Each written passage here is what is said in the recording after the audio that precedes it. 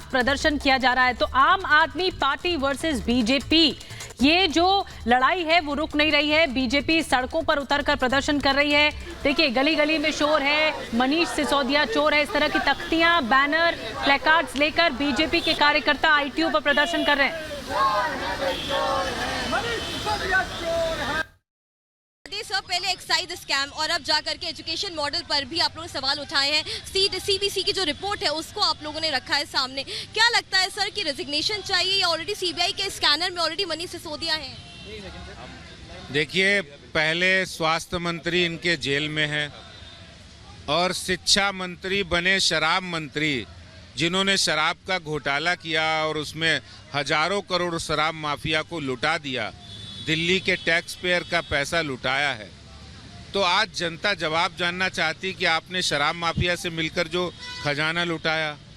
लेकिन अब आप शिक्षा की बात कर रहे थे, आप कह रहे थे हमने बहुत अच्छा मॉडल किया, लेकिन न्यूयॉर्क टाइम्स की आड़ में आपने दिल्ली के अंदर स्कूल बनाने, कमरे बनाने के नाम पर जो घोटाला सैकड़ों करोड़ की किया है, सीबीसी की रिपोर्ट आई है कि आपने उसमें 500 करोड़ से ज़्यादा पैसा बहाया है, बिना टेंडर के लुटाया है, सीबीसी की गाइडलाइंस को फॉलो नहीं किया है।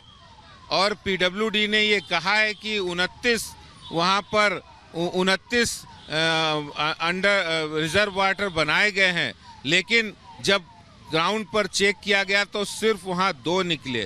तो रेन वाटर हार्वेस्टिंग सिस्टम हो, स्कूल में कमरे हों और टॉयलेट हो, उसके नाम पर एक बड़ा घोटाला आज दिल्ली के शिक्षा मॉडल का ये दृश्य दिखा रहा है कि किस तरह इन्होंने भ्रष्टाचार किया। क्या हम ये कह सकते हैं कि आप लोगों ने एक्साइज पॉलिसी में घोटाले को उठाया, अब आप चाहते हैं कि सीबीआई की जो इन्वेस्टिगेशन हो वो एजुकेशन मॉडल पर भी हो? तमाम जो क्लासरूम बनाए गए, अतिरिक्त क्लासरूम जो 1300 करोड़ का लगभग आप लोग कह रहे हैं घोटाला किया गया, जो टेंडर जारी किया गया था उससे ज्यादा के पैसे खर्च किए गए, क्लासरूम बनाए नहीं गए, आधे अधूरे छोड़ दिए गए, क्लासरूम का जो गिनती है वो टॉयलेट्स में होने लगी। आप चाहते हैं कि अब सीबीआई की इंक्वायरी उसके ऊपर भी हो, इनके एजुकेशन मॉडल के ऊपर, जिसको ये बार बार अपना मॉडल बता रहे हैं?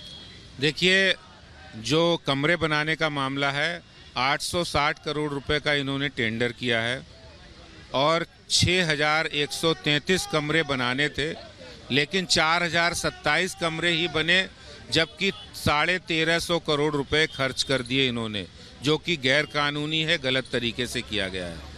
दूसरी बात, जितना भी इन्होंने काम किया है, जिस कंपनी ने एसोसिएट जो कंसल्टेंट बनाए बब्बर एंड बब्बर, उसमें भी बड़ा घोटाला है, बिना टेंडर के। वो सत्येंद्र जैन की करीबी कंपनी है और उसको अनदेखी करके उसको ठेका दिया गया, उसमें घोटाला किया गया। तो लगातार आरोप प्रत्यारोप का दौर यहां पर चल रहा है। प्रियंका हमारी सहयोगी इस वक्त ग्राउंड जीरो पर मौजूद है, जहां पर बीजेपी की तरफ से प्रदर्शन इस वक्त किया जा रहा है। गंभीर आरोप लगाए जा रहे हैं बीजेपी की तरफ से। प्रियंका, लगातार अब किस तरीके से प्रदर्शन वहां पर बीजेपी के तमाम लोग कर रहे हैं? बिल्कुल, देखिए, आपको पहले तस्वीरों के जरिए हम दिखाते हैं। हम राजधानी दिल्ली के आईटीओ चौराहे पर हैं और यहाँ पर देखिए तख्तियां लिए, ये बैनर तले बीजेपी के कार्यकर्ता यहाँ पर अलग अलग देखिए जगह पर मौजूद है। और यहाँ आदेश गुप्ता जी भी हैं, इनसे भी हम सीधा बात करेंगे। देखिए, मनीष सिसोदिया के खिलाफ लगातार नारेबाजी हो रही है और यहाँ पर जब हमने आदेश गुप्ता जी से भी थोड़ी देर पहले बात की थी तो उनका कहना था कि ऐसे ही पूरी दिल्ली में हम जाएंगे और बताएंगे कि किस तरीके से एक बड़ा घोटाला किया है दिल्ली की सरकार ने, जो खुद को कट्टर ईमानदार बताती थी, वो कट्टर भ्रष्टाचार में संलिप्त है। और यहाँ पर थोड़ा साइड रास्ता दीजिए, बस हम यहाँ पर सीधा उनसे बातचीत करने की कोशिश करेंगे। और ये इससे पहले आपको एक बार तस्वीरें दिखा देते हैं। मेरे पीछे भी आप देखिए, हर जगह यहाँ पर कार्यकर्ता दिख रहे हैं, कार्यकर्ता बीजेपी के दिख रहे हैं। और आदेश गुप्ता जी का कहना है कि हाँ, पूरी दिल्ली में हम जाएंगे और हर रोज एक नए खुलासे करेंगे जब तक कि मनीष सिसोदिया अपने पद से इस्तीफा ना दे दें। वीडियो जर्नलिस्ट उज्जवल से मैं कहूंगी, उज्जवल थोड़ा सा कैमरा इस तरफ लाएं आप, हम सीधा आपको बातचीत करेंगे लाइव। जी देखिए, यहाँ पर आप लगातार यहाँ पे प्रदर्शन कर रहे हैं। अभी हम आपको देख रहे थे, नारेबाजी भी लगातार हो रही है। सीबीआई जांच में कुछ मिला नहीं है, क्या कुछ बीजेपी आगे करेगी? अगर सीबीआई जांच में कुछ मिला नहीं होता ना तो इतना केस आगे नहीं बढ़ा होता। कुछ तो बात है, कुछ तो सच्चाई है कि जो उन पर ये आरोप लगाए गए हैं। तो अभी उनको चिंता क्यों हो रही है मनीष सिसोदिया जी को?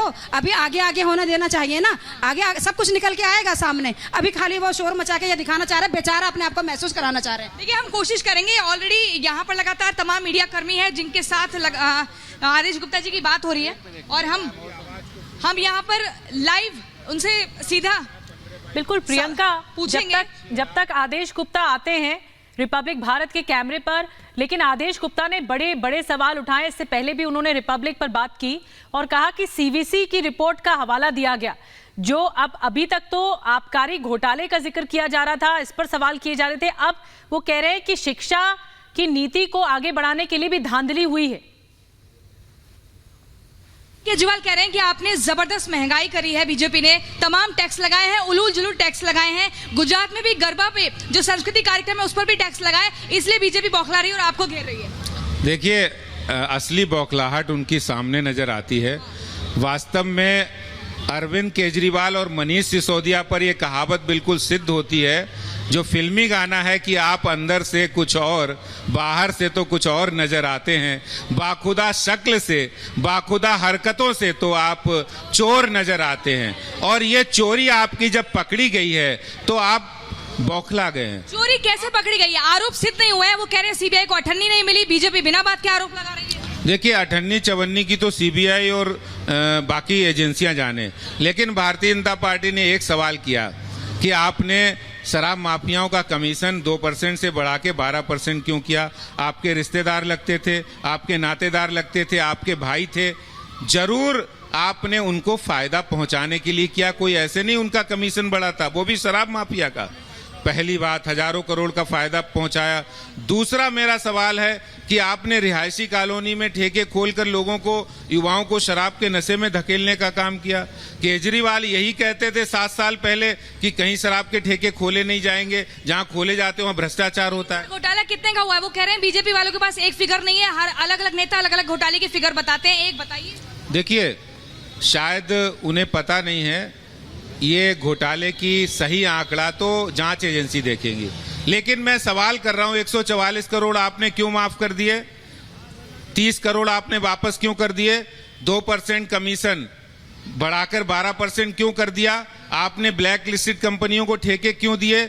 नियम कानून की धज्जियां उड़ाकर आपने जो शराब माफिया को फायदा पहुंचाया है। ठीक है प्रियंका, आप बने रहिए हमारे साथ। आदेश गुप्ता बड़े सवाल उठा रहे हैं और वो लगातार इस बात पर हमलावर हैं कि शिक्षा को लेकर भी घोटाला हो। पीयूष पे हमारे साथ जुड़े हुए हैं। पीयूष, आप तस्वीरें दिखाइए, क्योंकि इस वक्त बीजेपी हल्ला बोल रही है सड़कों पर आम आदमी पार्टी के खिलाफ, और दूसरी तरफ अरविंद केजरीवाल सदन से हमला कर रहे हैं बीजेपी पर।